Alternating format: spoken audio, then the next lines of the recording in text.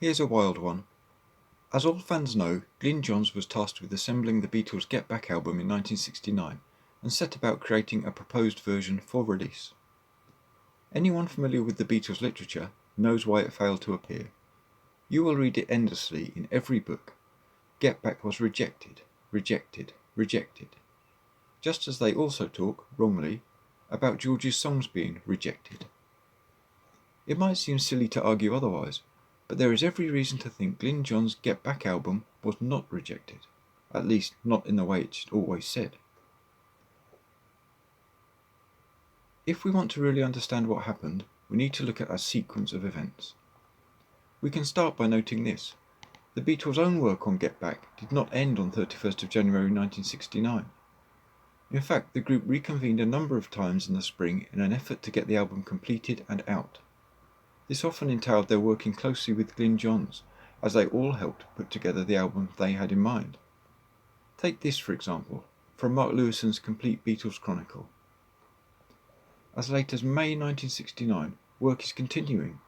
The Beatles are alongside Glyn as he mixes and plays back the Get Back album as he's putting it together. No one told him no, and work continued through the months, so he could deliver a final acetate at the beginning of June. They had all gone along with it and knew what to expect. So why was it not released? Here's where we have to question the idea it was rejected. We are lucky that through 1969, Beatles Monthly was being published, a direct channel of communication from the group to the public, at roughly 4-week intervals. How useful it is. Here's the position at the start of May. They are talking about a delay, but looking at a late summer release. Then when June comes around, yes, it's still on its way and penciled in for mid-July. When the July issue of Beatles Monthly landed, there was another update. It still hasn't been rejected. It isn't cancelled. It's now expected to appear in late August, and they are discussing its title, which sounds like a freshly hatched idea. They are calling it Get Back, Don't Let Me Down, and 9 others, mirroring the full title of Please Please Me in 1963. By the time August rolled around, Abbey Road was nearing completion, and so Get Back was pushed back again. The release was postponed again, partly for Abbey Road, but also so the LP could arrive along with the documentary, which still wasn't finished. Work on the documentary was underway. It was still planned to appear, and the album was just waiting its moment. It had been completed already, and no one was working to change anything on the songs already done. In September, there was more positive news. It's all systems go.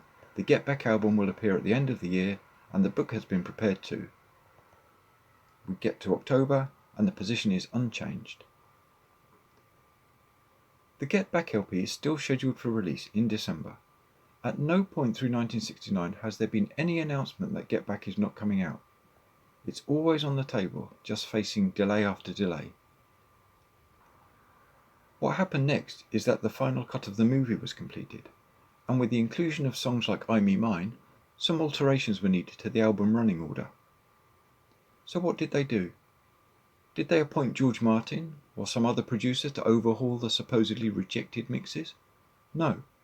They went back to Glyn Johns and asked him to make a few amendments. Does this sound like they were unhappy with his work and didn't like his approach? I don't think so. And if we look at his ultimate revised version of the LP, which he delivered in January 1970, it's hardly different from what went before. Teddy Boy has been removed, and I Me Mine and Across the Universe added, but the rest of it is as it was. It's virtually the same. Glyn, for one, must have been of the understanding the group wanted his 1969 album as it was, or he would have changed it. He must have expected it now to be released like this. And here's another clue for you all. Recall the cover art was based on Please Please Me, which mentioned Please Please Me with Love Me Do and other songs.